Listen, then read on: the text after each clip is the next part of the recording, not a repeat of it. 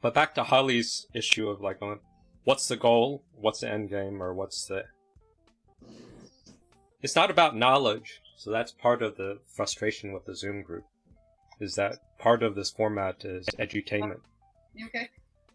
Because that's just conducive for this. But just getting explanations and knowledge, that doesn't equate to healing. It creates the illusion that you're making progress. And sometimes you get insights to get there. You get close.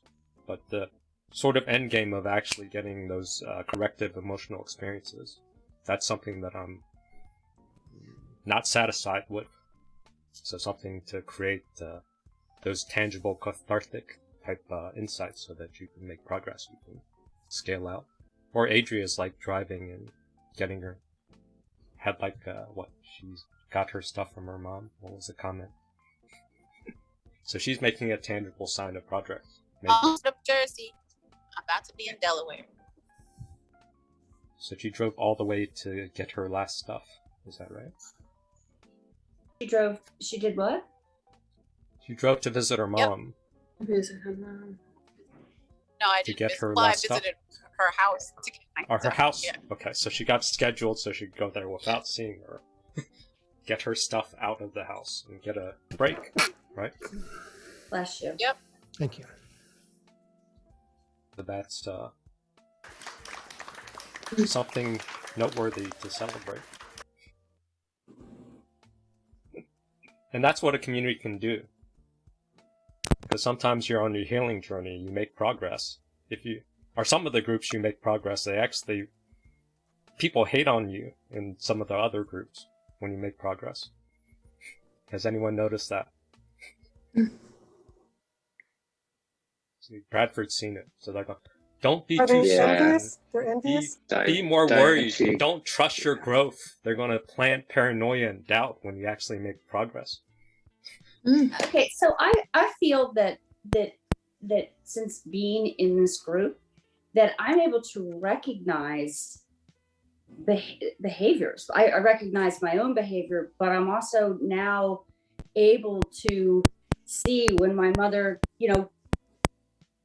makes herself the victim, or I'm able to navigate and be alert. I feel like I'm more aware of what's going on and my reactions. Where before this group, I didn't have that. I feel like I have tools now. I have a toolkit.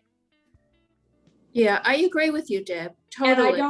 And my reactions and how I handle that, I feel come from a genuine place. It's not me pretending, or I'm able to recognize a situation and then make a different group of decisions than I would have once upon a time made, or engage in a conversation back then that I don't engage in now, or take the bait in now.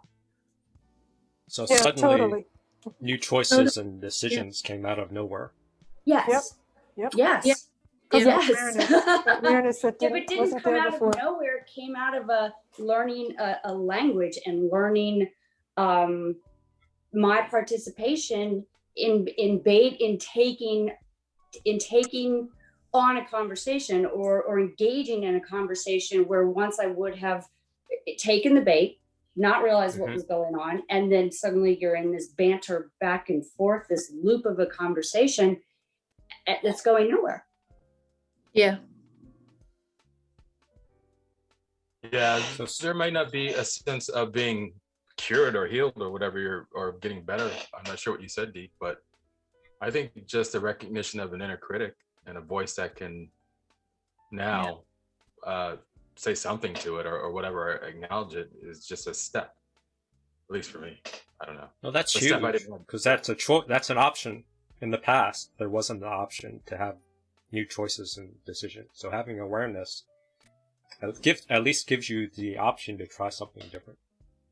Yeah, and awareness. That slowly expands your world, which is healing enough. I mean, what more do you want?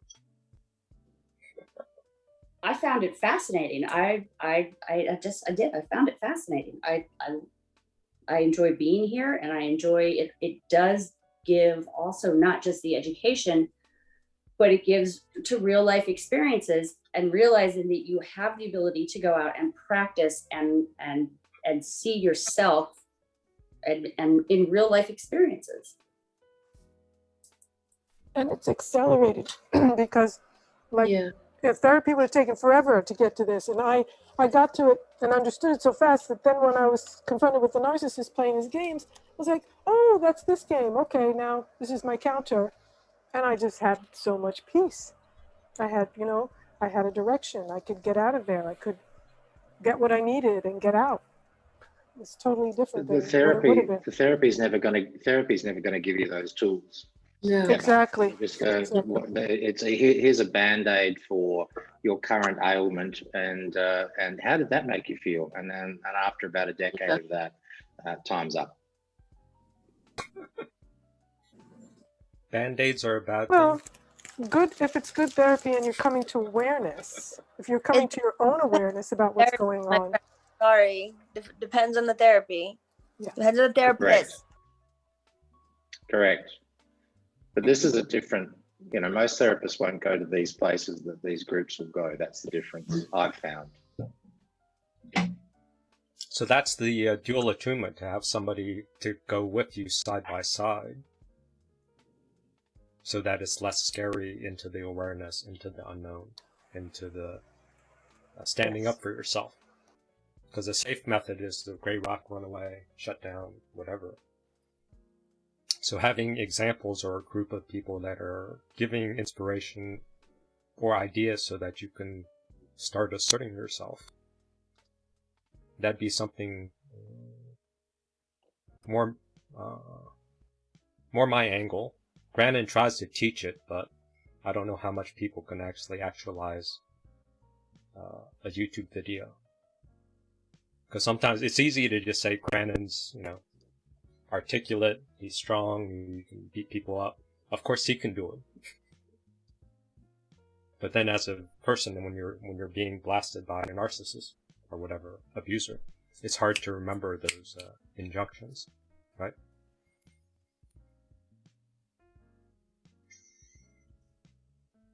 But Holly, you brought this question up out of confusion, uncertainty, a desire, some gap to be filled. Yeah, actually, it's probably, I apologize, I'm eating. Yeah, it probably has to do with my old repetition compulsion that I want to find a family, because I was raised with a bunch of people, but it wasn't a family to me. So you want to find a family. And I know the 12-step program you don't like because there's narcissists that don't do the plan. But that just feels like your family, so what's wrong with that group if it's reminding you of your family? Yeah, I don't want my family. I want a different family. Oh, okay. You want a different family. How would you describe this different family? Like-minded people, that we come together in certain ways of like-minded. But you're getting that from the other support groups, aren't you? Everybody's a victim and they're like-minded. No. That's not enough, is it? No, it has to be healthy. It has to be more, it has to be healthy, like-minded. Healthy. Mm-hmm. What's healthy? Not playing games. That's a very fuzzy. Not unaware, not blind, not deaf, not gaslighted, not... Yes, but that's a bunch of negatives. Right. Yeah. That's not an aim of what's healthy. Well, that's just it. You can always find an example of something. This isn't good enough here because it's not this. You'll never find healthy. So you got to find you got to define a subjective healthy target. That's. I don't know what it is. I've never had it, so it's a fantasy right now. This is where it's a good question, because it's a fantasy because you're saying not this, not that. But if you can start saying more of this, more of that, that's more realistic. Because you're always, if you say not this, not that, not that, you're going to look for those things in every group, and you're going to leave once you see one example. I was thinking about authentic. Sorry, go ahead, Brenda. Yeah, when Holly was saying like-minded, I think for a really long time that was like a mantra. Like, I want to be with people who align with my thinking or whatever. And I'm not saying that's wrong. I actually think that we all want that, right? But it's funny how much people who, I'm not talking about like ethical, like things that like murdering is good or whatever it is that's, true to you, right? But people who think differently, I find, especially right now, they force me to grow in a way that I can't if I was by like with a whole bunch of people who thought exactly like I did. And they press me and they make me practice this stuff, but also there's so much like expansion in thinking about why someone thinks the way that they do, and then partnering that with how you think, and then coming to a place where you're like, whoa, okay, you know what, actually there's room for both. And it's it's like it opens up the amount of people that you could partner with as a community or acquaintances or friends. And I think my point to Holly for saying that, and also everybody, is like, I feel like we kind of maybe have this idealism around this people who are all like we're all in Whoville together in our own Whoville world, and we're all gonna have this beautiful life the way that we think about it in our own head, which is different from how this person thinks about it over here. They have their own snow globe, and maybe there's no snow globe. Like maybe it's just reality. So that added a different angle of diverse opinions or people that can be real for you, that can be reflecting reality or expanding your way of thinking. Because if you get into a group that's too like-minded, too comfortable, you could mirror each other, and it's unhealthy because you lose yourself in the groupthink. To a point, yeah. Just something I've been thinking about myself.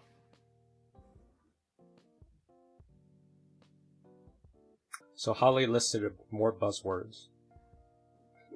Authentic, honest, pure. Pure. You want pure people? Where are you going to find that? Not with that. Lovely looking, or what kind of good people? You want good people? Traumatized people are always going to be selfish. They're going to put themselves first when they're triggered. So they're not going to be good. They're not going to be pure. They're hurt. Hurt people. Hurt people. Hurt people.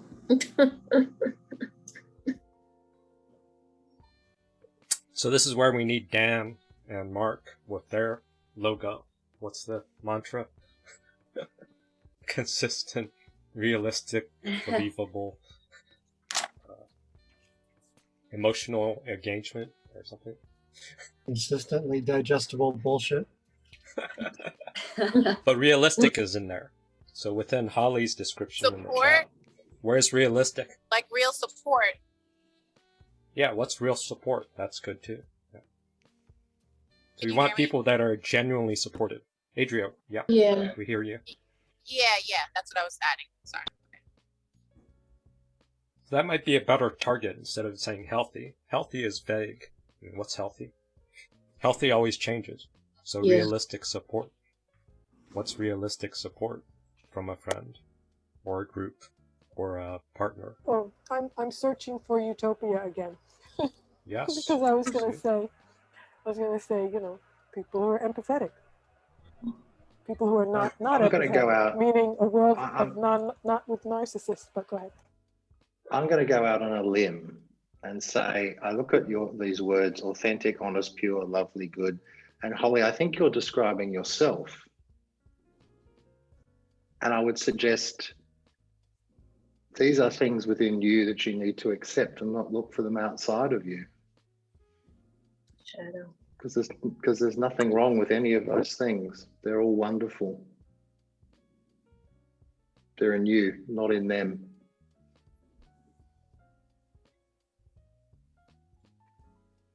How's that land, Holly?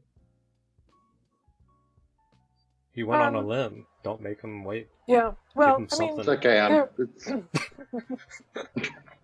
I mean, I started with authentic, but then the rest really came from the Bible. It's a Bible scripture. We're supposed to think on things that are honest, pure, lovely, and good. So that's really where it came from. And yes, That's what we think on, but expecting other people to meet that's delusional. right. Yeah, people are naturally sinful. So. Sinful, broken, losers, hurt. Yes. Mhm. But if they're capable of empathy, then they also have the capacity for forgiveness, for remorse, for all the things that make up what is required to have a healthy relationship. Okay, so you throw in forgiveness and remorse. And then we have Adria's realistic support pointer. Then we can throw in mercy. So I could make an argument that somebody who is merciful to themselves, instead of holding on to resentment, that might be also a good target. Don't you have to love yourself to be merciful with yourself, though? Can you love yourself without being merciful? Well, can we get a definition So of mercy mercy? probably come first, I would argue. Can we get and a it gets definition? overlooked because you try to force mercy on yourself. Let's get a Well, you definition put your of definition mercy. earlier. Yeah, I well, I don't know disagree if with that's it. okay. So mercy is the act of withholding deserved punishment. So we're talking about self-mercy, which is also and well, one of the traps for borderlines is they'll try to say you need to be perfect, you're not good enough. They give you an ideal, and then you say, oh, I like that ideal, so you fall into the shame. But the energy of a borderline is no mercy. True judgment.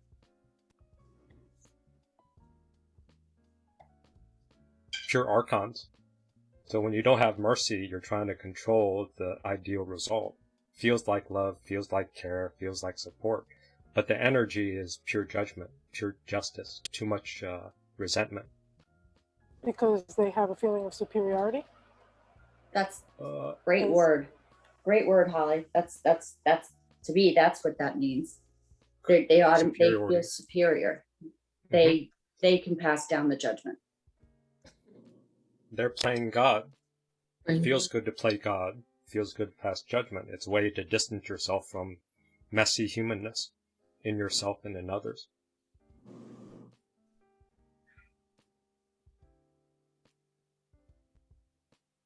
This is where there's a song about mercy, and the person who is singing is already put themselves in a subordinate position, and please have mercy on me, like you're in control here. Humility. A practice of being less than. That's what traditional religious practices. Traditional Catholic practices, every week you go to confession. You're saying, I'm less than. You go to a giant church with all these grand stained glass windows and cathedrals. That space just makes you feel less because it's awe-inspiring. Yeah. Well, so mercy is something that a judge can exercise because the judge is the one who's going to mete out the punishment. So mercy is a withholding of that punishment. So it's the judge who can do that. Are we as citizens do we really hold mercy in our hands? Yes. I would say codependence and Cluster B or whoever. Crystal will probably get triggered. Oh, she didn't get triggered by Cluster B. Oh, that was a slow reaction. Like, who am I to punish anybody? Who am I to punish anybody? I mean, if I'm a parent... So codependents punish people by withholding love. Yeah, well, that's dysfunctional. No, it's transactional. It works. Okay. It's narcissistic. It's narcissistic. Yes, also true. So you try to control people's behavior by withholding love. That's a way of not giving them mercy. That's a way of punishing them. Blessed are the merciful. Mercy shall be theirs. So these pointers are there, but do we understand what the power of these pointers, of the strength of mercy and forgiveness, what it's really giving you as an agent, as giving you choice? Because if you don't forgive and you hold resentment, you're waiting for the other person to change. You're giving them ownership. So I have a thing about forgiveness. And I'm going to go ahead and apologize if I rub anybody the wrong way. That's Christian thinking. Don't apologize, bro. Bring it. It's getting boring. So the issue about, we're supposed to forgive, like God told us to forgive. I actually don't believe that. I believe that we're supposed to forgive, especially and only when the person is showing that they want to receive or are able to receive your forgiveness. If someone has been treating you terribly, you are not guided to forgive that person and forget, or not forgive and not forget, which sounds basically like not forgiving. I personally feel like if you have if someone has wronged you, if someone That's on target. You're completely on target. Yeah, it has absolutely. Hurt you. But the Christian community has adulterated that. Yeah, and it's selling it to the public, and it's everywhere. You have it's to forgive everywhere. Everybody. It doesn't matter if they murdered your the father, so-called Christian. like whatever. Now, what if there's another option to change other person's behavior outside of withholding forgiveness? So we're supposed to think that we don't have the power to change anybody, right? Like that's part of that too. Like so if you want to go into deep rhetoric of the Talmud, like you have behavioral conditioning. We're being conditioned by social media and tons of stuff by advertising. Right. Our behavior is influenceable. We can't control other people's behavior. You can influence. Okay, you can't control. Yes, I'll agree with that. But that doesn't mean you can't influence. If you're withholding forgiveness because you want them to change behavior, you're trying to influence them. And that's also your own shit. That's not about them anymore. That's about you at that point. Your view of them. Again, it's your view of them and what they should do. This person who you admit wronged you may not have capacity to even get halfway to where you want them to in your brain of what would make them better or great. And they may never have. That's fantasy, yes. So that's where you need reality. So reality. So you shouldn't be expecting something out of somebody else that's fantasy, like honest, pure, lovely, and good. So. I just mean like walking around. I remember the Coors family, like the Coors brewery family. They had some sort of really bad murder issue where the dad was murdered like maliciously, and the family found out who did it. And they're very, very, very like I think they're Baptist, and they came out and were, like before the guy. I think it was in Colorado, and I think he might have gotten the death penalty. I'm sorry, we have a play date going on. It's really great. 5 Nights at Freddy's play date. They classically, like, they went and made a show of forgiving this person that murdered their dad, like terrible style, like Ted Bundy style, and then they went on the brothers went on a church talk spree about how they forgave the killer, and I thought, well, who fucking cares? Like, no, like, great, like, awesome, right? That and $5, I can have a sub sandwich. I don't get it why you forgave him. If that's what moves you and makes you feel good about yourself, and you feel all these other things, that person, you forgave him for what? For his mission. So they're no, they forgave them. They forgave them to make themselves feel better. Feel better. It was a totally selfish, narcissistic thing to do, and they do a victory. And then they went to talk about it. Yeah. And ever since that, I was very little. I was probably, I don't know. I remember I might have been under 10 when we went and saw this thing, and I thought, what's wrong with you? Like, so. Why did it bother you? That was last week, story, Brenda. Yeah. Their overacting of forgiveness. Why did it? Because why did it catch your attention? Didn't do anything to respond, ask, or position for forgiveness. So there was no apology. There was no transaction. There was no, somebody did wrong, and I acknowledge that I have wronged you. Mm-hmm. Now I am asking. Right? An apology to me says, I acknowledge that whatever behavior has harmed you or hurt you in some way. I acknowledge it. I'm apologizing because I am going to try and change so I don't do that to you again. And if someone apologizes and there's no change in behavior, then that's just manipulation, right? Exactly.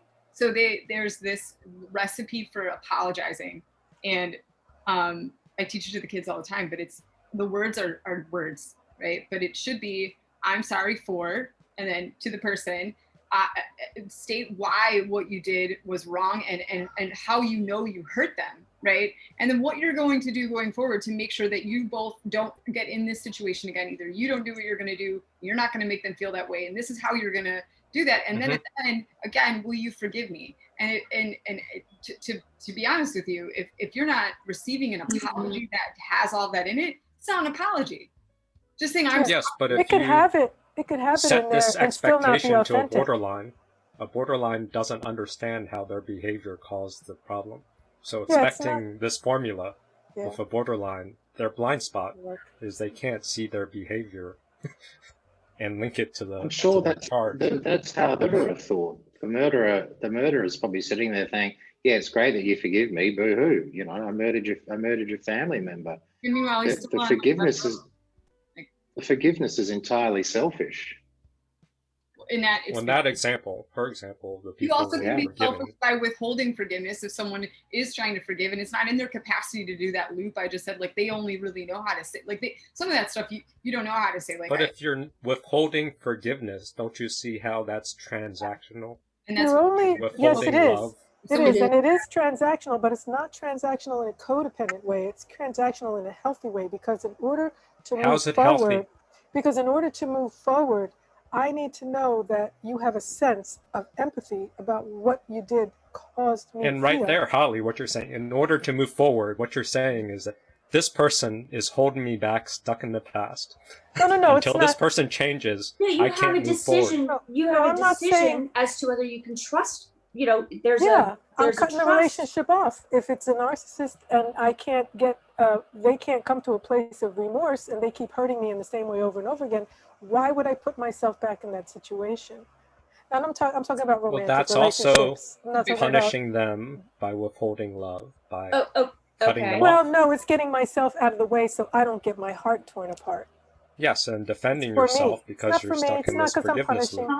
I'm not And it punishing doesn't, them. but that exchange doesn't have to be some dramatic breaking up. It's if that were to happen, it's person A saying to person B, you have this behavior that is part of who you are. It's not working for me.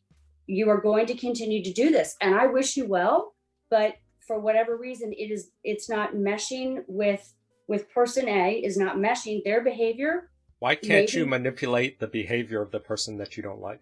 And also Why that can't you influence that instead of trying to use forgiveness and withholding love? I'm There's not many ways asking. of Because persuading people. I'm not because asking you- for anybody to ask me for forgiveness. If they're out there and they sin against me, I know who they are. I got their number. They I don't need even them to see you. You're apologize. taking their sin Exactly. too personal. Exactly. I'm not even going there. Because you're playing the talking role about of romantic. mercy. If you just let God play mercy, let That's God right. choose to That's punish. right. Only God gives You're mercy. trying to execute the punishment.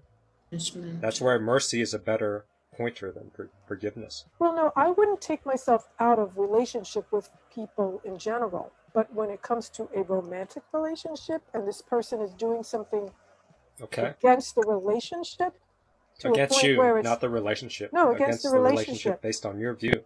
No, against They might be fine with that. If they made a their vow definition. to be monogamous with me and they broke that vow, now I'm hurt, and I can't. Well, that's more tolerate that. obvious. That's more Well, black that's and what- white. There's that's tons the only of one I'm talking gray about. area. I'm talking about that. I mean, that's what it came to for me. So that's what I'm talking about. When it came to anything else, I can forgive. I can forgive for whatever you do. I think that's the So situation. what's the 12 steps saying? Like resentment is drinking poison, waiting for the other person to die. Bradford, your mute's on. No, I was just lip syncing with Beef, but he's right. It's the drinking of poison, and you drink the poison, you expect someone else to die. But You're what holding this on is to the saying- past. See? There's an argument in here that is your expectation of other people to fall into line with what you want is a form of abuse on them, especially if they're narcissistic or borderline. you're demanding of them something that they're incapable of doing and incapable of giving, and therefore I wouldn't ask it of a narcissist. I wouldn't ask it of them. Well, you can try, but you're not going to get too far. I've talked at length with Deb about this, so she's going to smile when I bring it up. But there's that. Will she? There's that moment. I don't see it yet. When you're well, because I haven't gotten a chance to say it, but so when you're in a relationship, well, just use it as it could be friendship or like love relationship, but you're in it and you have an expectation in your mind of how something is going to go. It could be the day, it could be like when you're going to communicate, it could be like I'm going to see them this weekend, so I think they should like be giving me an itinerary. Like it's all in your mind. It's how you think it should go because of the way that you're thinking about it. It's your predictive map. Exactly. Yeah, sure. You might not reasonable. Spoken about I should have already forgiven them before I said yes to another date. Well, okay. So let's say that's okay. But you find yourself all of a sudden getting upset or disappointed or begrudgingly seeing them act differently. And it might not be hurtful, but it's incongruous to what you thought it was going to happen. So then you find yourself being like, why didn't they make this itinerary for me? Or what, they're my boyfriend. They should be calling me every 2 hours. Why I spend 4 hours? Why haven't I heard from this person? Yes. There's no like book where you were like, to date me. I've just been. You should write a book. Authentic. This is my quirks. This is all my fuck ups. Yeah. Here's all my expectations. I can't have an authentic relationship. Here's my baggage. Well, no. So I can't bring my authentic self. You're holding these resentments. How can I be authentic when I'm holding these resentments? It's all screwed up. Go ahead. No, it's not screwed up. So here's the cool thing about it is that the whole like getting upset, right?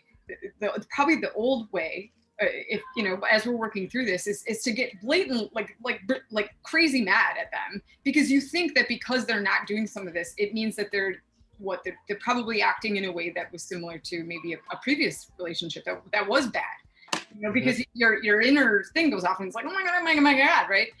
Feels the same. Yeah, but it actually isn't, because it's your own map or it's your own menu that you never gave them. You never even told unresolved trauma. Yeah. So the best part about that is when you can get to a place and go, hey, even as friends, hey, I thought that like every Wednesday we were getting together, and like this Wednesday you didn't call me, and I'm like I wanted to know it, like I was hurt by it, and I know that's on me, but I'm just giving you it from my perspective, and then the other person can go, oh my gosh, I totally didn't see it that way. I didn't know we had set. You can have a conversation around the thing that's inside of you that is sort of like a bent nail that got hammered in weird. And you can pull it out and straighten it and hammer it back in together. And that's what I think the forgiveness is, right? That's where it's compassion. If you go with them though, and you're like, well, fuck you, what? It's Wednesday and it's 8 o'clock and I haven't even heard from you yet. We always get together. Now you promised that Deb would be smiling. It looks like she's confused. Well, I think she's, because I got lost in the bent nail hammer metaphor. Well, no, because it does when when you're having that conversation with yourself, you're like, this person has wronged me. That's kind of a trigger for me, because you have a chance to say this isn't working, and you get back in the loop and you get back in the game, and then they continue the behavior, and then you're back and they apologize, and you're like, oh, okay, I can forgive, I can move on.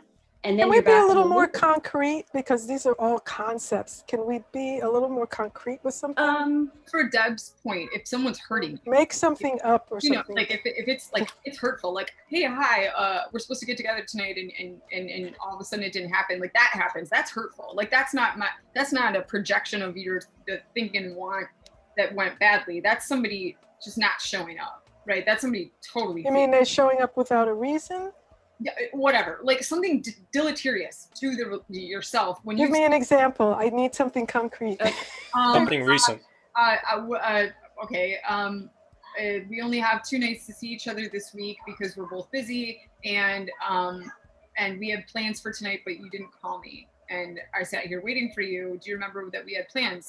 And then having them do that like over and over and over again, even though you talk about it and they're like, oh, multiple times. Okay. Yeah, multiple times. That's just being gaslit. Why does, that's being gaslit. There's I something don't going think on that's there. being gaslit. I think gaslit is actual. The person Would that doesn't be remember arguing making the her plan? reality? Okay. That's different. All right, so the concrete thing here is that there was a date set up, but one person didn't remember the date. Is that it? I'm trying to get a concrete That was, understanding. Holly, I think that was her just using an example. I'm I think giving an it- example. So Whatever the person was example is, I need a inconsiderate on concrete. purpose. I need a concrete. Yeah, I'm I giving. get it. you I get it. I'm so trying to totally like think of dis- something that Right. Yeah, I'm just The giving. person, Holly, she's describing someone being inconsiderate of her feelings directly. I understand she feels that he's being inconsiderate, but I'm not sure that she's convinced that is true, and she's questioning that, and that's why I'm trying to get the concrete, because I'm not sure she knows the concrete.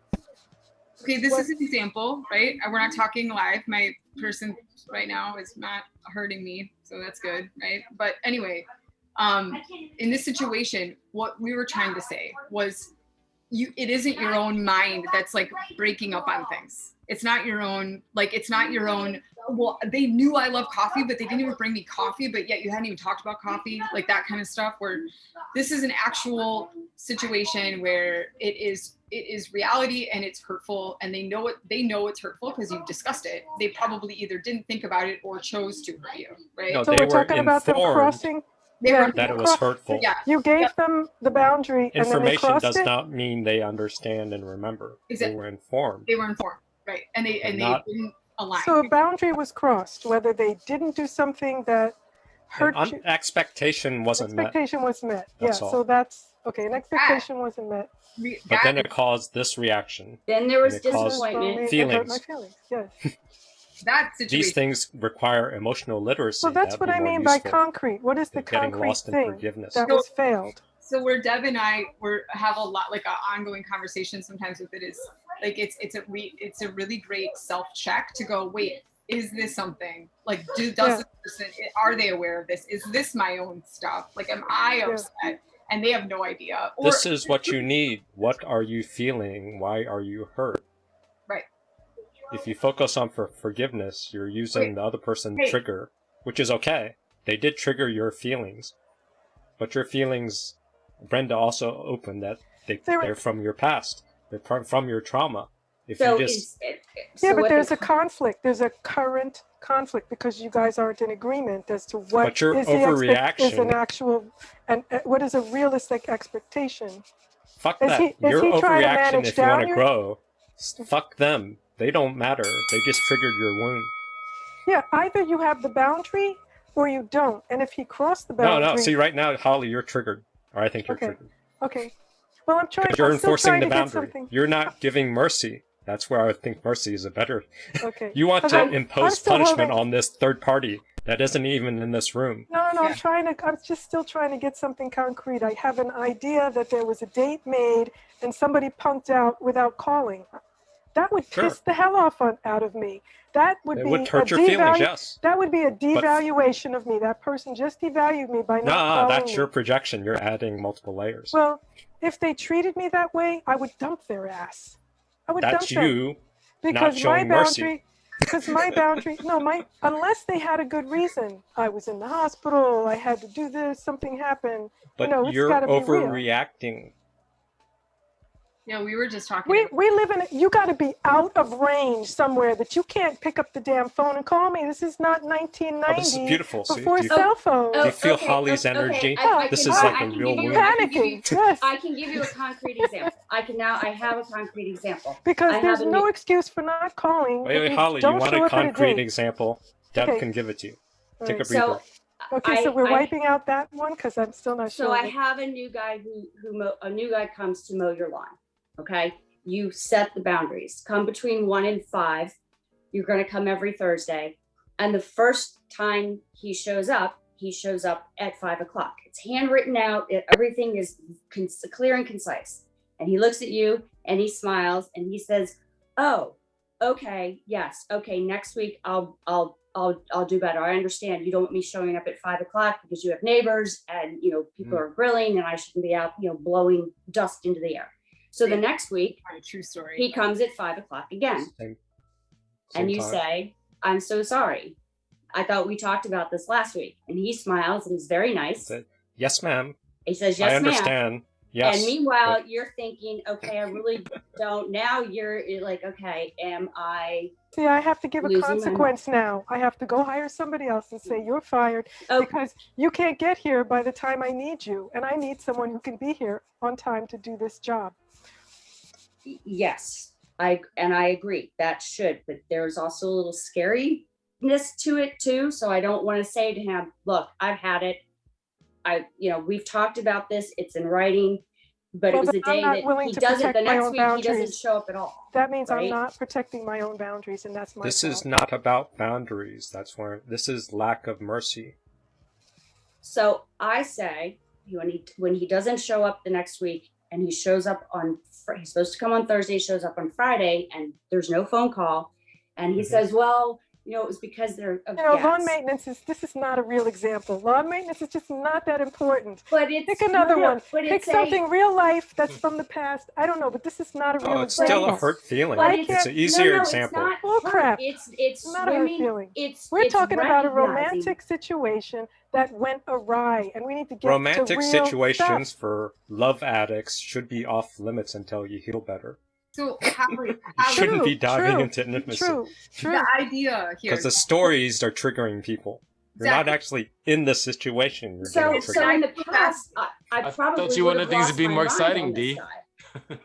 Maybe we can talk about it after I enjoy the recording. excitement, but so just I don't mind that. What we were talking about was mercy, right? On yourself, compassion. Yeah, I can give mercy to a guy if he shows up late. Just let me finish, Hallie. Let me finish, please, right? Because right now you're, I get it, but like the whole thing we were talking about was, I feel like deep in it, we gave compassion and mercy too quickly, too easily, for things that actually were hurtful, right? That were learned or known and were hurtful, and we would continue to show mercy, right? But to Deb's point, right? Like keep going back into the frying pan, right? But if it's something where it's your own mind and you've created this narrative in your brain, and you can sit there and the person hasn't even been, you've created a conversation even around the event that isn't happening or is, and there's no actual substance to it. It's just something that's in your head because it's the way you feel that they should have. Then you need to show not only mercy for them and what you're putting out in the universe at them as what they didn't do, even though it hasn't happened yet, but also for yourself. Because the reason that you're feeling that way, something in here of a perfect that just because you think it doesn't mean it's reality. Like that's where it is. And so there's this really great chess game that can happen with your own self where you can feel like you are totally like this is vindication. This person's a piece of shit. They're bad. They're horrible. They're not communicating the way I expect them to, and blah, blah, blah, and all this stuff. Meanwhile, let's say half of it's true because the other stuff is stuff your brain just totally went off with. You haven't even spoken to them. They haven't even had a chance to defend themselves, right?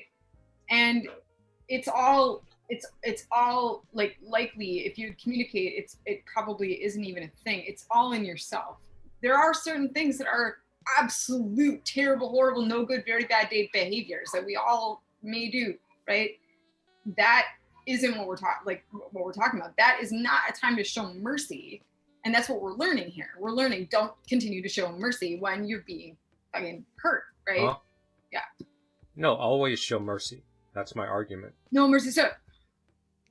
No, always show mercy. It depends on the situation. Once you fall for the trap of withholding mercy, you're transactional love. So you're withholding love to try to control other people's behavior. Instead, you can give them pain to control their behavior. Stop withholding love and just give people pain. If you want them to change. Can we put respect on the other side of this? There's being merciful, and then there's being respected. People respect pain. People respect consequences. Yes, people respect reality. That's right. You don't need to demand your respect. You give them pain. Right. You give them consequences. That's right. But you do it with mercy. If you do it without mercy, it comes back at you. But you have the decision not to do it at all and stop and listen to yourself and say, okay, I'm having this reaction. I'm having this hurt. Before you engage in the conversation with Yes. the other person to self-analyze and get to the root of why it bothers you, whatever it is Yes. bothering you so much. Do the, and say, Do the okay, let me emotional try literacy. and see, let me try and Awareness. see it from their perspective. Mhm. And before you even engage in a conversation, and then try and say, okay, this is how I'm perceiving that in a very calm conversation. I'd like to see how you're perceiving this to see if there's common ground here. To build a bridge The first. person Kind of like who no respects you, That's not going to doesn't, happen, though. doesn't That's a person nice who respects sentiment. you not put Wait, you in Eric. that position? Holly, Eric hasn't talked much. He might have some wisdom. Probably not. But I'm Eric. thinking that's a nice sentiment, but if you go back to the lesson about twin flames, that doesn't happen because you're twin flames and there's always shadow boxing in between the injustice that keeps you from showing mercy to the other person. Your boundaries are more what's the important shadow? to Can his. you not use this is metaphorical language? What is a twin flame? Yeah, I what's a don't know what shadow? that That's is. not shadow box. A twin Yeah, I don't know what a twin flame Shadow is. boxing is when Steve talked about how the physical, you've had an argument or a disagreement with the person you're involved with. The agreement is stopped, but you're still going in your head. In your The head. argument, you keep it going. You've created a This virtual person image wrong. of this person or a snapshot, and you're keeping the punches going. So then when you re-engage with the person again the next day at 5 or whatever, ding, ding, ding, ding, the fight. Yeah, you haven't really forgiven. So yeah, you screwed yourself if you didn't end that argument with But it's not forgiveness. about forgiveness. The forgiveness pointer is confusing everybody. Or mercy. Okay, if you hadn't given the mercy, if you hadn't Well, it's bestowed not the about mercy. giving mercy. This is living with the attitude of mercy. This is a different mindset. This is what the biblical teachings were trying to teach people, how to be humble. I don't Living like with the humility. word. Well, wait a minute. You don't like mercy or I don't forgiveness? like the word. It's hierarchy. I'm Why? casting judgment. Mercy? Well, Judgment? yes, mercy It is creates something. a hierarchy. You can be merciful, but that doesn't mean Mercy that I creates should a hierarchy? become a punching Well, bag for someone to There's abuse. a subordinate, and there's a subordinate, and there's a dominant. Somebody is casting judgment. So if I give mercy, I'm casting judgment? Does See, anyone this is ever- where your values have to be common. If your values are common and you both value Well, let's try your to make... time, Or Deb's From your confused about lens, something. I want to... if you're key in on giving this. me mercy, if you're Mhm. giving me mercy No, from we're- your lens is that I have done something to you In to my your narrative, in my your shadow narrative. boxing, yes. Let's say In your I narrative. judged you harshly in my well, shadow if you want to boxing. get, With if you want to prior get I give you biblical, mercy. see, How if you does that really want harm to get you and biblical about it, nobody does Deb? anything to anyone except against God. Against God only do we sin. That's biblical. So yes, I do not stand Yes, but as people judge. are not living that. Right. But Deb, so if I'm shadowboxing, I judge you and I give you mercy. How does that harm you from me being top down, giving you mercy? Say that one more time. So if I'm shadowboxing, I've got all these stories, blaming you, resentful, trying to get even. Then I give you mercy from a Right. top down position. How does that harm you? You're not in my head living these stories. You know nothing about all the noise. So okay, so that's the definition of mercy, because you've shut off your internal voice and stopped replaying the No, situation. I'm living it, but I give you mercy, so I don't want to get even, punish you, get you to change behavior, blah, blah, blah. I give you Yeah. space by giving you mercy. See, and that How is to that me being follows off of- disrespectful? It's not being disrespectful if it's coming. Somebody if make it's- a wrestling. Somebody make like a wrestling equivalence or something. That's the easier way to understand mercy. Uncle. I'm trying. Uncle. So Uncle. that's all. That was my input. Wrestling metaphor. Someone make it. She didn't like the boxing Equivalent. metaphor, so I can't. The boxing metaphor is deep, so I Ooh. don't have another one. Oh, change boxing to wrestling. So you're wrestling with your mind in these stories. Then I give you mercy, so I don't want to act out my delusions. And even if I give you mercy from top down, it's respectful from your perspective because you're not in my head. You're not in the delusions that I'm reliving. Right, but am I But because aware? that you're- am I aware or am I not aware of the conversation you're having about how You're not aware. I'm See not how aware Deef at is all. flipping it If to I'm living he's the with one mercy, offended? you're not going to be any aware of all this chatter in my head because it's my responsibility to handle these feelings. I give you mercy to be you. I like it. That is okay. Because I I'm don't know not if it's using mercy as a I don't know transactional that it's tool. mercy. Do I'm you using have to mercy as giving people space to be human and giving myself space to be human. Which is where if you come to somebody and you're like, this is good, like, I just need to tell you how I'm feeling. I actually was upset when whatever didn't happen. I know we didn't talk about it, but in my head, like it was, and I found myself upset. And that person can go, oh, wow, that's crazy because in my mind, and they say whatever they said. And then you can literally come together and then they know that's how you were feeling. You know how you were feeling. You know how they were feeling. And then, you can kind of culminate the way that you're going to move forward on that together with whatever that is. If that's a friendship and it's every Wednesday you get together and all of a sudden that Wednesday they didn't call, then those two know that like, hey, let's talk about it. So do you want to get together every Wednesday? Like, what do you want to do? If you don't want to, do you want to text on Tuesday? Whatever, you can figure it out so that each person then is like, oh shit, like, yeah, well, let's protect the issue here. And also they have compassion for the way you were feeling. It's not bad. It's not that you're crazy or terrible. It's not that they're an asshole either. Someone needs to read out Kurt's add-ons because he has some interesting observations that could be stirring more How did pot. we get here and why are we so demanding that others respect and follow our rules? And do There's we no need, rule. oh, There's no you're talking to me. He's talking to me because I'm talking about respecting people's time because if you make a date with someone and you don't show up and you don't call, you've just disrespected that person's time. But you're Stolen using their time. But you don't know that. You don't know why. Why you're Well, very rigid. I feel like No, the I'm statements not. you're making are so rigid. Well, it's she's like telling me there's no. bend. Well, she's had conversation, and yet there's no explanation from me. He's not What's the forthcoming with urgency? some reason. Maybe that's the issue. Why are you triggered that the world is falling apart, that you have to execute harsh judgment, harsh rules because you feel like the I'm world's not. I falling mean, apart? she's telling me she hasn't gotten an answer to him as to why he didn't show up. No, I actually. Sure, so what? I haven't heard of.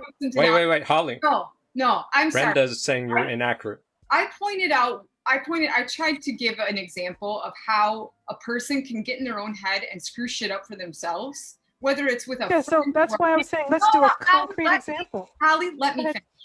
Okay, then you asked for an example because you couldn't compute that for some reason. So I brought up one about, hey, maybe somebody is like doesn't show up for a date. You're stuck on that, and you're stuck on that hard, and you keep going back to that. You're triggered, and it's. Well, it's an issue. I'm trying to get an understanding of what we're talking about, and I'm still lost. Happened or occurred. No one has said that happened. Well, if you're lost, shouldn't lost mean that you want to get more information, not make more rules and Yeah, well, demands? because I was asking these questions, I didn't get an answer, and I was getting. Yes, that's the real world. Welcome to life. We You actually never give get you an answers. answer. We said if somebody was mistreating you or being disrespectful and hurting you, that wouldn't be a place where you would go, oh, let's have this discussion around it. You then have to interact with it your own way. If someone is hurting you blatantly, i.e. not calling, not showing up or whatever, that's the example of that's where you have to end your situation or do something to get you out of it. That's not a place to show mercy for yourself and for them. Okay?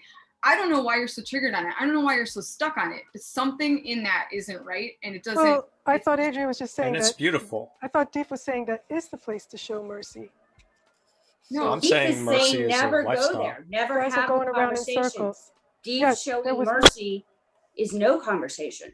That you just work letting it go. Yeah, just letting it go. No, Well, it's not letting no, it go. working You through work it on yourself. You work on it internally as to why you were triggered and not bring the other person into it. Yes, if at you want all. to change other That person's is behavior, What I'm saying is in that example, use and this pain. is to Andrea, I'm going to ask Don't to answer, use forgiveness I am and going to transactional answer bullshit. Adria's question. In my world, I expect a phone call or an explanation as to why you didn't show up. I do expect that. That's a rule, Holly. That's too harsh on the person. That's a rule. That's an expectation. Why are you telling us? See ya. Why are you telling us? I think that people. Why do we care? Why are you Because advertising your rule? Because Adria asked me, and I'm saying. What is she? Why? I didn't ask you. I'm driving. Adria didn't ask you. You asked me Wasn't why. Adria. You asked me why It was it bothers me, It's and I Brenda. told you. I'm driving. It was me. And also, Brenda I asked you. support having your own playbook We look alike. of dating. Right? Yeah, we're basically sisters. She's my same height and everything. I feel like everyone has their own. Ask any guy here. Are all women the same that you've dated? Of course not, because they all have different expectations. And I'm talking the normal things, like, okay, this one likes to text a lot. So like if I know to make her happy, like she wants me to text and text back like thoughtfully, or this person, whatever, all of that, totally okay to have, right? Totally within reason, right? So yes, of course, it is not without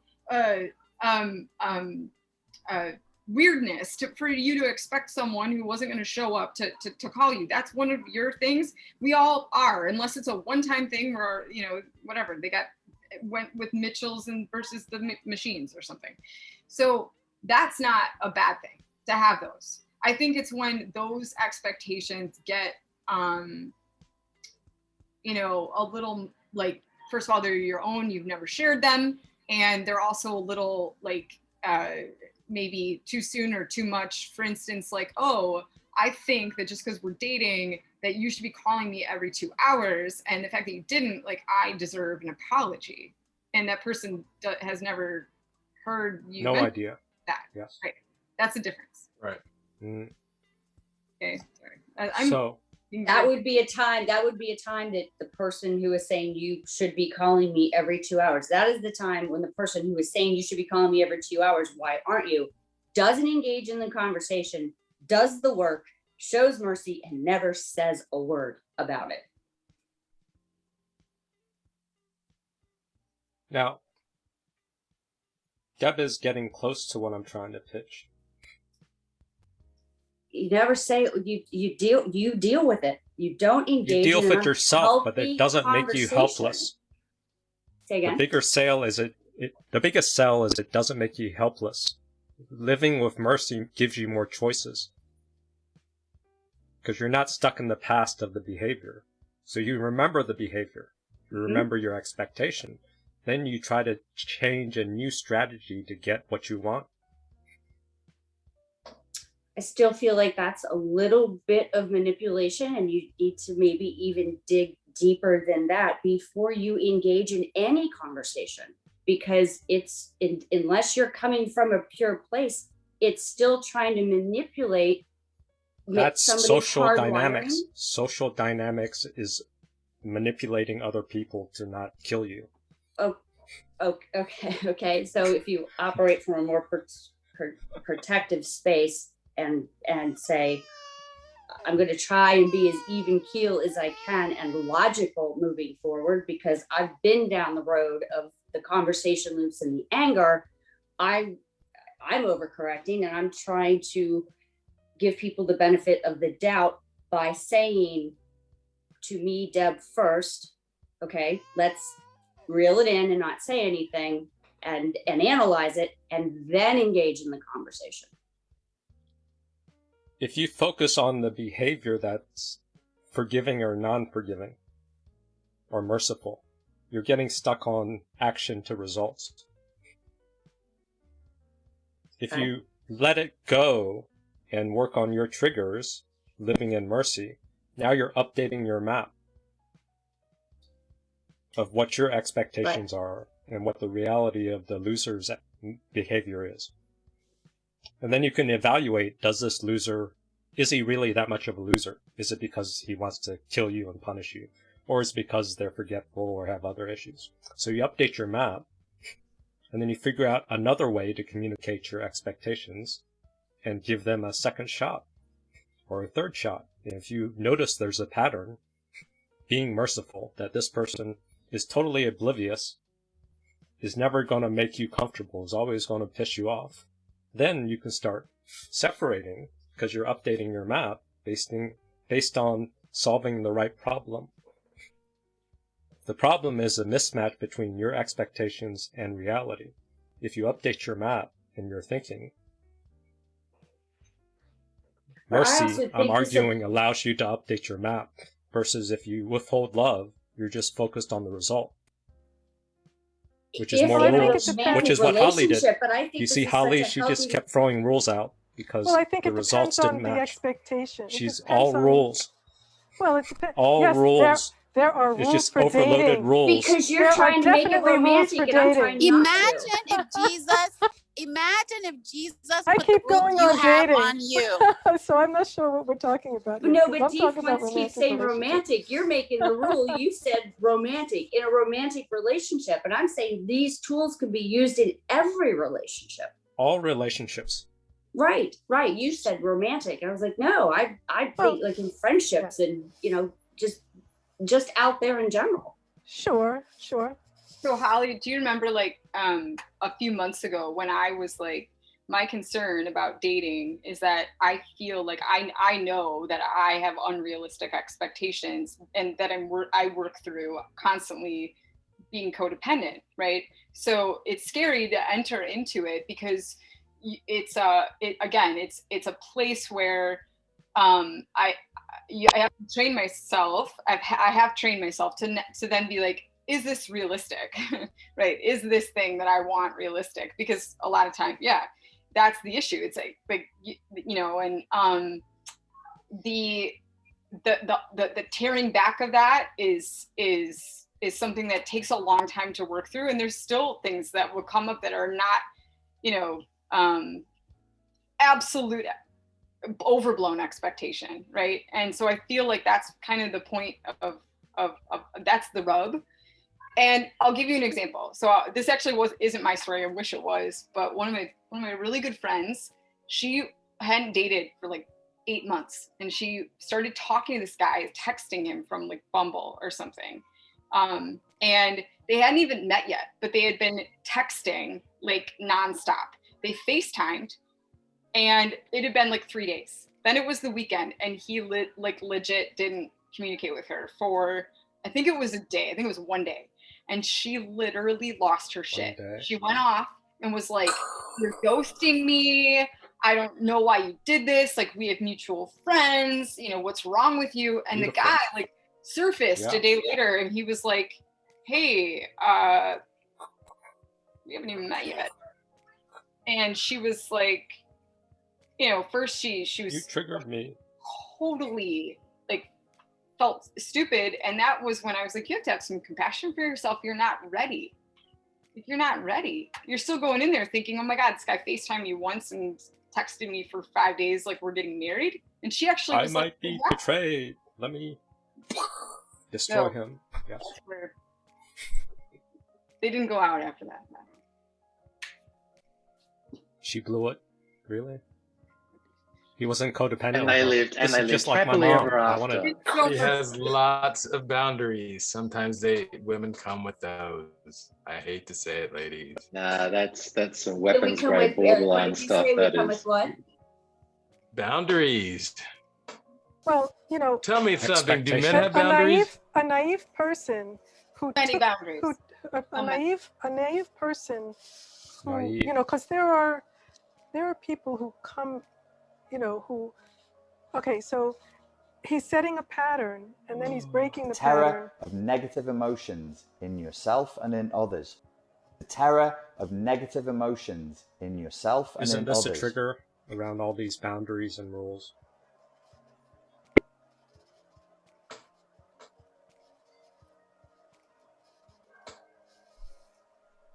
Can you get over your terror of negative emotions? Work on your feelings so then you can live with mercy. And I'm disappointed because with all my cognitive dissonance classes, this common cognitive dissonance of expectation versus reality, that doesn't match, But when a narcissist love bombs, You guys get they triggered set up in an scenarios. It's not, expectation, you're not and then they actually pull it in back. this scenario, Let's Holly. talk about what You're Brenda being triggered by a story of a Let's fictional talk about what scenario. Brenda just mentioned. Okay, people fall for this stuff. They fall for this love bomb, and then when they get pulled back, they freak out because they don't understand that they didn't set a healthy boundary where they freak out because the terror of negative emotions in yourself. That's and in why others. they freak out. Yeah, because it's they're not already a boundary. Of negative emotions. It's not in the person yourself is and an in asshole. others. It's because the terror this. of negative emotions in yourself and in others. True, absolutely, absolutely. The terror of Fix negative that. emotions in yourself and in others. And you have choices. Stop making all these complicated rules on rules and rules and rules. Overloading. Guilt tripping you. You're using forgiveness to guilt trip you. And the more you guilt trip yourself, the more the narcissist can guilt trip you because you have tons of guilt to control yourself and control other people. It's a trap. Yeah, that's what Richard was sharing today. It creates the illusion that you're in control. But you're just whining because the world doesn't fit your fantasy world. It's immaturity. So to grow up is if you live in the state of mercy, let God do the punishment, and update your map so you can do the punishment too. And that's it. You can still be an active player and punish people and get consequences and influence people. You can still get shit done. But if you're trying to use only more rules to make yourself safer and more predictable, that's usually because of this. The terror of negative emotions in yourself and in others. The terror of negative emotions in yourself and in others. Is you're navigating the landmine, which is where... Here you're navigating this. And then with this minefield, on a daily basis, what you have to do all those all freaking the way rules around your all own those minds. fucking landmines. Oh, and you're never going to get intimacy because you have tons of these fucking landmines. And then with this minefield, on a daily basis, what you have to do every run day. all the way around your own minds. Oh, and what's the landmine? Circuitous route. Landmine, it is this. The terror of negative emotions in yourself and in others. The terror of negative emotions in yourself and in others.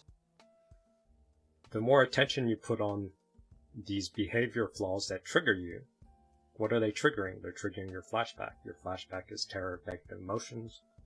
And then you get stuck on loop number 1.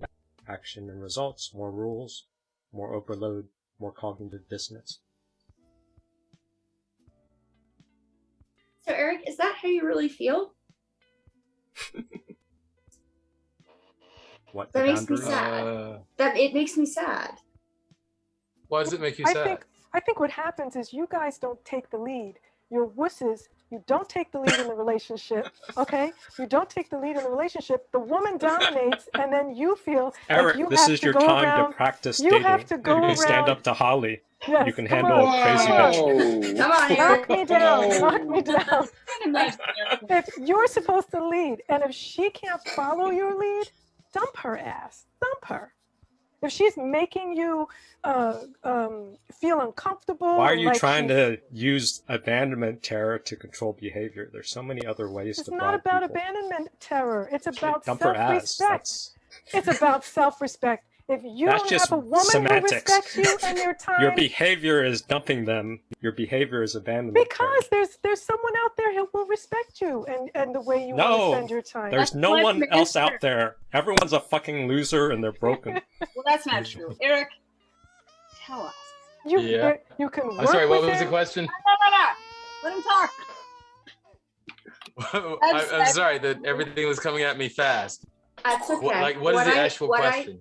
What I said was, do you really feel that way? That makes me sad that you feel that women or girlfriends have so many boundaries and I guess rules and laws that you're already set up to fail. So you're already, before you even set out, you feel you feel. I'm asking at this point. I'm asking you how you feel. Yeah, I mean, it's not necessarily set up to fail, but women oftentimes try to play play a game of you are supposed to know what their boundaries are, and the fact that you don't is proof that you're not in tune with them. Yes, somehow. That's beautiful. And women tend to make up boundaries on the fly based on whatever emotions they're going through that day. Okay. Like now we're getting somewhere. Let's so I'm emotional now. So many boundaries hidden. There we go. And there many it of them hit many boundaries appeared. To get back to what, hold on, let me finish. To get back to what Holly was saying about taking leadership. There's always a new boundary and always new map that you have to update to keep up with them because they're constantly generating boundaries on the fly. Well, if it's a borderline, yes, that's exactly what she's going to do. A narcissist will do that to you. No. Okay. Western woman. Okay, you guys hear that? They're telling us that we're this way because we're women. If it's a Western socialized woman, the odds are pretty high. And so towards to even back it up and be more candid. I'm giving you the lead. Take it, brother. You are not giving him the lead. You're bullying him. You're giving him the lead so you can take it away. You're scared to take it. No, you're setting more. You're bullying right now. Oh my God, you're bullying. Now you Just do it. Just do it. Just do it. Y'all got me my first taking of the lead. Hold on. I got this. Hold on. What's on? Eric's got it. The giving of the boundaries or the giving of the lead is so that you have the power to take it away. No, that's why you're giving it. Smart. It's a responsibility. It's a responsibility. It's a conditional lead. You're not giving him the lead. That's a good point. That's a. You can have the lead, but only if you lead. If only if you lead in the right way. Lead to the man is a trap. You don't want to take it. You don't want to take it. If you're not in a position of submission, then no one can lead you. So there's two reasons. Oh, ouch. Amen, Adria. Ouch. Amen. So then you have to submit. You have to live it. Yes, I'm saying to Eric, go ahead and lead. I submit. That's not submission. He doesn't want to lead. He said he doesn't want to lead. What is this leading? Is leading doing exactly what you want me the to code do? You tell me, Eric. Leading You tell me what you think leading What is. is the leading? You tell me what a godly leader would be That's like. a borderline you tell argument. Me. I don't know what that even means. Okay. Read the Bible and you'll find out. Okay, but see, that's not my world. That's not. There are two reasons. It has nothing to do with me. I understand that.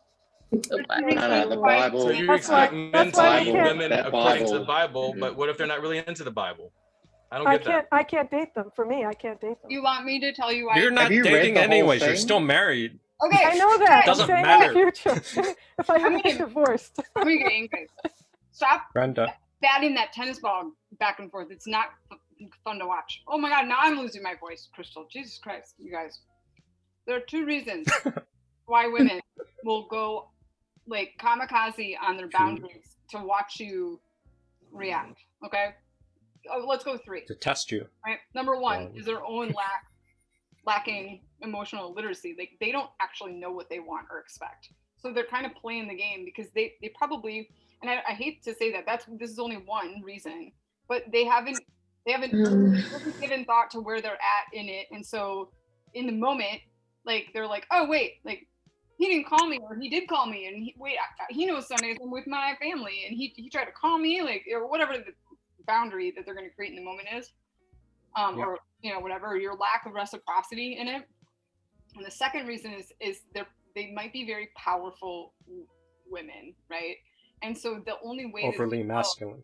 Yeah, well, yeah, or maybe like their masculine might be a little bit more dominant than their feminine, which means that they're like, they think scary. The only way that they can assure that you are into them is if they whack-a-mole their boundaries and you pop back up, right? And test you. Testing. I said that first. They're testing to see how you react to them. And the third one is about control. That's horrible. That's horrible. Welcome to beer. No wonder what's wrong with that? Bit. No wonder he's snake bit. Well, yes. If this is happening, like this is what's going on out there, Eric, I don't blame you. You know, pack it up. I'm done. Wait. I don't want to date him. I'm not Let's talking pull about Richard Grannon I'm here not talking about and myself. Pierre. People keep asking me for relationship advice on Instagram, and I'm always like, why would you ask a single 40-something-year-old man with a string of failed relationships behind him? How do you do it, Richard? Well, I have no fucking idea. I don't know. Remember, the way to fix a relationship is to approach it like that, passive-aggressively, and I think it's funny that... Oh, God, that's what I should do. I should do relationship coaching. And be like, oh, I've started Look a at their relationship coaching eyes. channel and just give the Look at the worst pain. advice imaginable. Always use dishonesty, manipulation, and just implication. If somebody wants straight facts, just imply what you want them to do, vaguely. Yeah. And then when they do it, Comes then from imply that experience. they've done it wrong. Exactly. But don't say that they've done it wrong. Just Don't say that they've done it wrong. hint at it. Yeah. Just act very disappointed. Because ultimately they'll mean that they care if they do it out of their own will. Right. That's what it's a test. You should. Yeah. My advice would be testing. always test your partner. Yeah. Keep vaguely. Keep vaguely and confusingly testing your partner. That's the bonus is seeing Deb's reaction to this. So that's the way bonus to a video. strong relationship and to know if they really love you. Because if they think I did wanna love cry you, right they now. would fucking psychic. They would just know. This is If fucked you up, love them, yeah. you would know. Yeah. This But is it's real. completely You know, fucked. you don't know. It just, I don't know. They're Just don't both even know. heartbroken. I know from he's joking, bad but- relationships. No, this is this is from real pain. This is what they dealt with. They're being satirical, just so you know. They're exaggerating, but this is from genuine pain. This is why they don't believe in relationships. Brandon has written it all. Okay, is that a new movement? Because I think I might need to I have a book. join, It's not called- to manipulate people like what they're suggesting, but just, you know, I can be friends for the rest of my life. I guess if People you are start, terrified of intimacy, so the women I'm use not these terrified. strategies. I'm not terrified of intimacy. I'm terrified of being manipulated. Well, that's also, I can't get close. I don't want to be manipulated. Yeah, they say that the people who attract emotionally unavailable partners are actually themselves the emotionally unavailable. Yes, that is true. I'm sorry, say that again. The people who attract emotionally unavailable people, which are different than narcissists, whatever, but they typically are also, or themselves, the emotionally unavailable one, because they are going in with a turtle with 5 shells on, which is better than a turtle without a shell, obviously. But and then they're not willing to be. They think they are being intimate and seeking intimacy and not getting it, but really their intimacy that they're showing is like a Pandora's mask box. Yeah. It's yes. So It's about not getting messy. Yeah. If you're not emotionally available, you don't want to get messy. You No keep it messes. clean, and by keeping it clean, you are emotionally unavailable. Sterilized, like sex with condoms, dental dams, all the 5 layers of protection.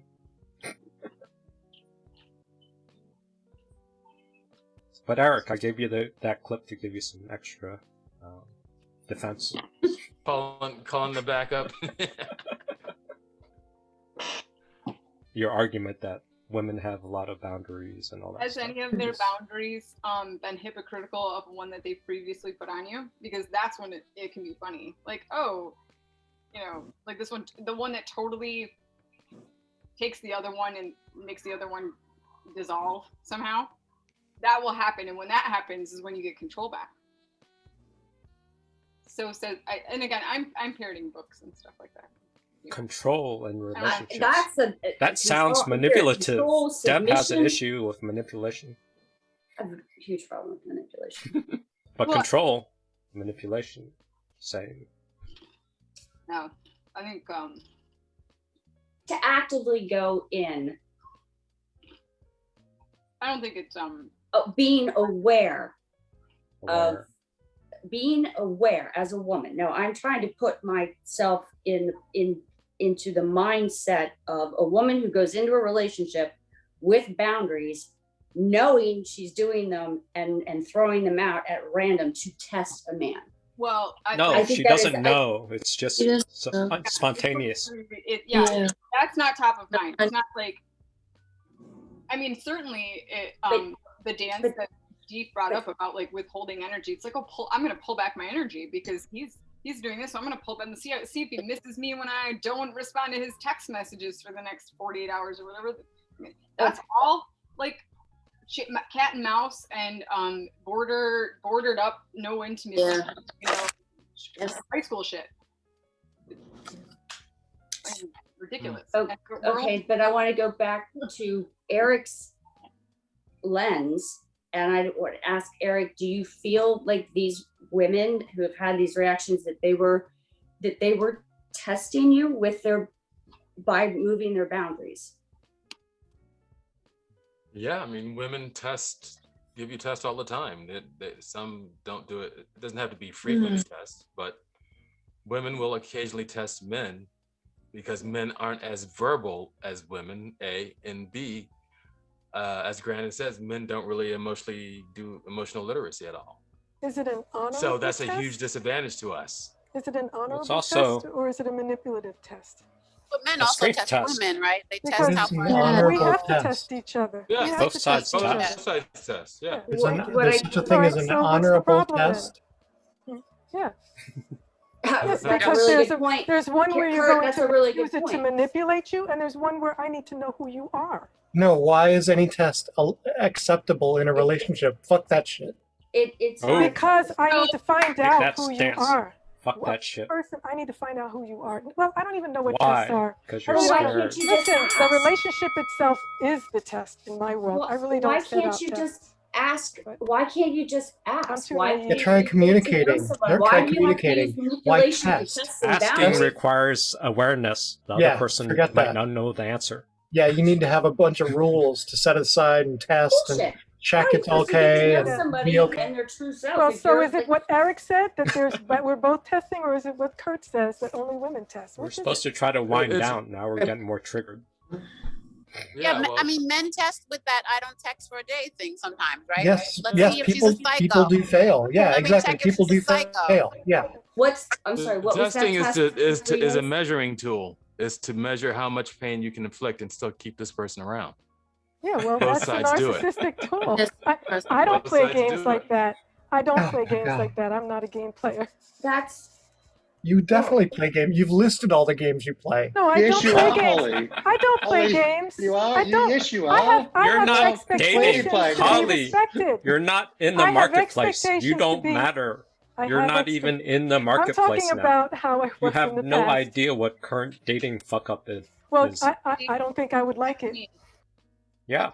You have to get No one likes it. unmarried to even try it. Well, I remember what my dating experience was. That's and it was, ancient history. That's not was- now. Now is totally I'm fucked up. old-fashioned. I'm gonna Changed find so another much even in the last old-fashioned guy. 5 years. Yeah. Oh, forget Changed that. a lot in the last 5 years. I'm not going to even. change because times have changed. No way. No way. Then you're not gonna I get was trying to do a personal That's attack fine. on Holly to shut That's you up fine. because you have no qualifiers to talk about dating now. Your expectations that you're not even in the marketplace, so your opinions don't matter. You have no experience Well, in what's happening. dating now. is dating. Whatever it was See, it is 200 not. years ago and whatever it is today. No, It it's is not. different. I was married for 4 Adria, years, see? and dating has changed in the 4 years that I was Totally married. changed. I am For not how many doing. decades I you've am not been going to married, do. I guarantee you. I am not. The only thing that's changed for me will be that I can actually text you at will The and call you at argument will. was That's that it. Holly, But you I'm not have doing no any of this credibility. dating sites or. Holly, you have no It's so credibility. different from that. The expectations are there. I dated my boyfriend for 3 months before we talked about if we were boyfriend girlfriend, and that was a first for me, and that's normal now. Actually, I think we were early to the game based on like. Well, I don't think that's anything new when you're talking about New how for me.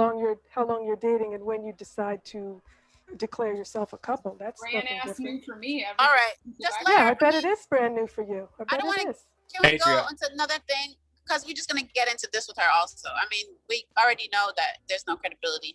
Can we keep. That's the my conversation argument. going. Can't we Maybe move Eric, on from? let Eric talk. You don't think my 57 years gives better me things to some say. wisdom? You have no Not for credibility, dating. No, Holly. I'm done. No, I you don't, have no I don't recent argue. So you think I have no wisdom? I don't like to Everybody argue doesn't with care about you. foolishness. Yeah, I'm done. I think Eric has some wisdom to share. I would like to hear Eric it. is trying to be in the marketplace. He paid like $200 for Yeah, photos. All right. Everything I've heard tonight is going to go into my dating profile that I haven't finished yet. I'm just writing it in my head. And so the first line is going to be inspired by Holly. And it's going to be, I take the lead, bitch. Can we see the pictures? Say yes. I just want to do that. I just want to be yes. I take the lead, bitch. Please show us your picture, especially the one that might definitely You're change scared, the type of women you're you scared date. to be the leader. You're scared to be the man that Oh God, my gosh! Actually, God can we made you to swipe with be. you? Can we do a big virtual swipe party? Do what now? Yeah, I want to swipe with you. Also, I can totally write your thing. Swipe I wrote party. one for a girl the other night at the pizza restaurant while we were waiting. Oh, okay. So we got a co-pilot. I volunteer here. co-authored it. So Eric, have you gone out on a date recently where this testing and boundaries has come up? No. Okay. I have. That was all marriage fun. Yeah. You have him on? Yeah. I don't want to get personal like by the example, but at what point did you discover that you might be being tested, or you were being tested? You felt tested and judged. Well, I was more aware of it now since I've been doing so much work on myself and like learning this stuff. And then so I would just not fall for it. And then she crossed some boundary after like 3 months we were dating, and I immediately ended it like on the spot. She crossed one of your boundaries. Yeah. Well, it was another test. It was another test, but you know, it backfired on her. Transactional love, beautiful. Hammer, everybody. But I think it's the same thing, right? I have guy friends, they love these women. I think I was listening to that Cardi B song today, the Up, Up, Up. And in that, she says, you gotta argue with them because they love the toxic bitches. And I will say that a lot of men do. They like the toxicity. They're addicted to it. So that's what they're gonna look for. Like they're looking for the testy bitch. If you don't test them, they're not interested. It's in the songs. That's the modern dating scene. Is it testing them, or is it allowing them to, or giving chase that they need allegedly? That's flirting. We need some power game, chasing, up, down, contrast, flirting, mystery. Courting. Well, not what courting. about courting? What about courting? Yeah. It's boring, Chase. but like I see Dave go, like, yeah, it's boring, but it's like give him a chance. People are terrified of intimacy, not just codependence. Millennials, Z generation. Social media allows you to hide too much.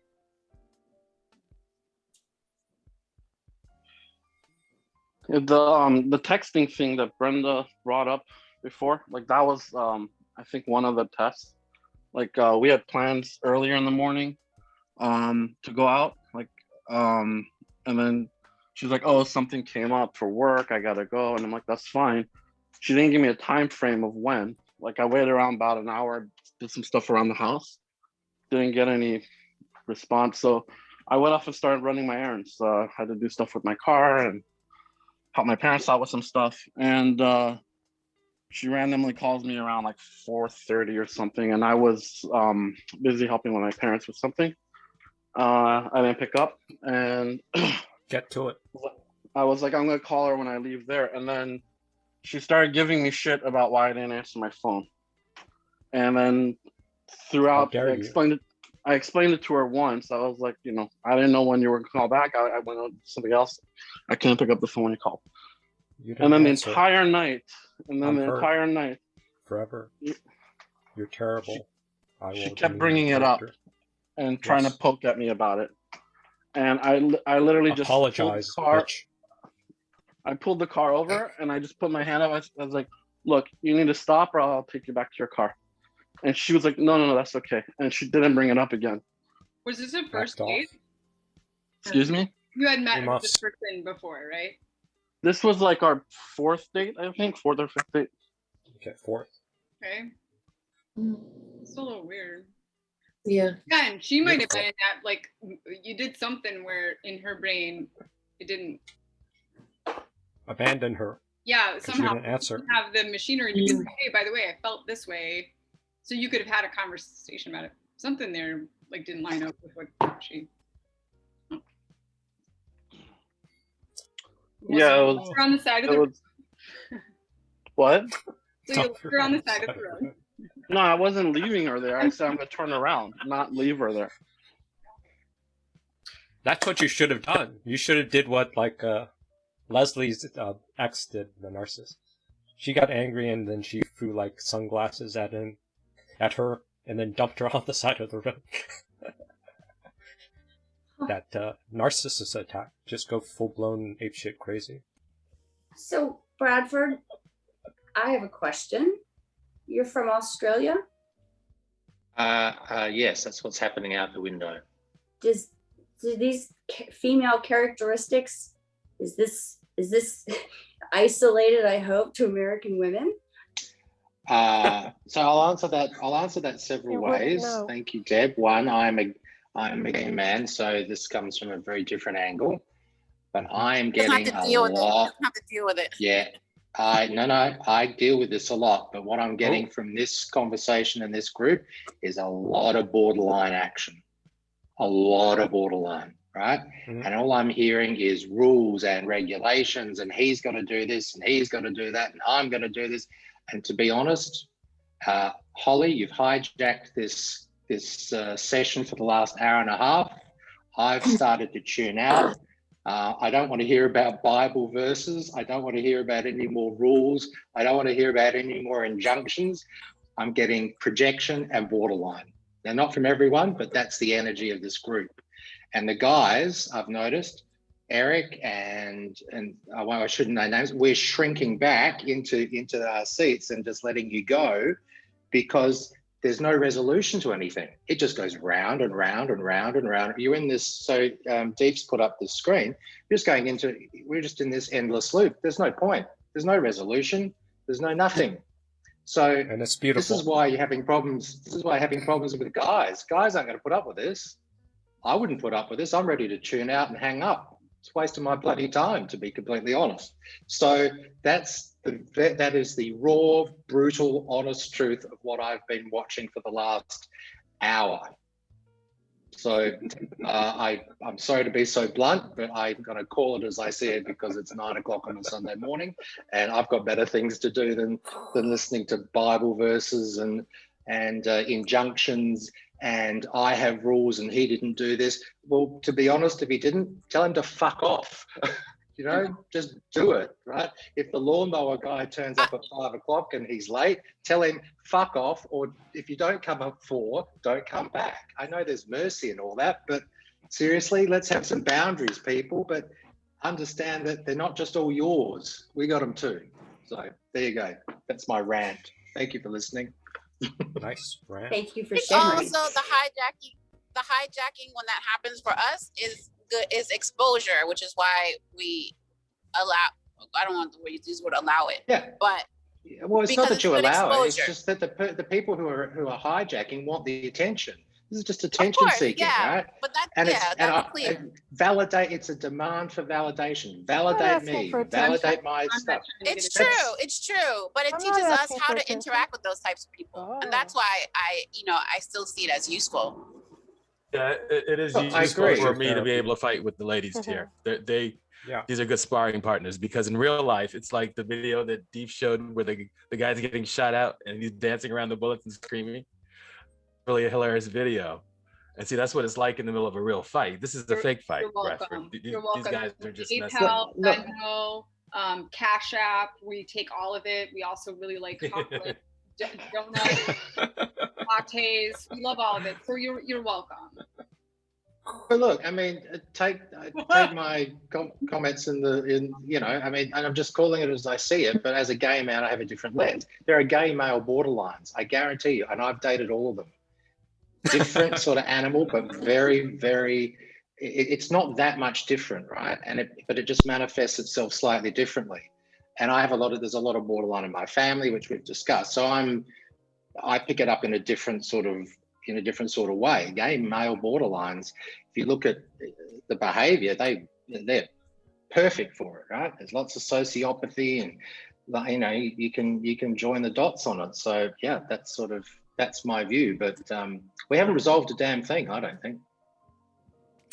So we're getting close to 7, so I want to have a formal ending. So then we can let the rules go, and you can go full sparring. Thought I just did that. What rules? As a closing injunction here. To get things done, you will have to break boundaries, your own and other people's, and life's boundaries. To get things done, you will have to break boundaries, your own and other people's, and life's boundaries. If you're whining about your boundary being crossed, the person who's breaking boundaries, breaking the rules, is in charge. They're the ones leading. You will never lead by constantly whining about breaking boundaries. The only way you can lead that way is by flooding the person so you both drown, which would be a borderline strategy, we're triggering Bradford on a second visit, so he's probably never going to come back. Oh, no, I'll be what back. Happens. Don't get rid of me. Now he's hooked. The show. Oh, no, I wouldn't miss this for the world. This is the highlight of my week. Okay.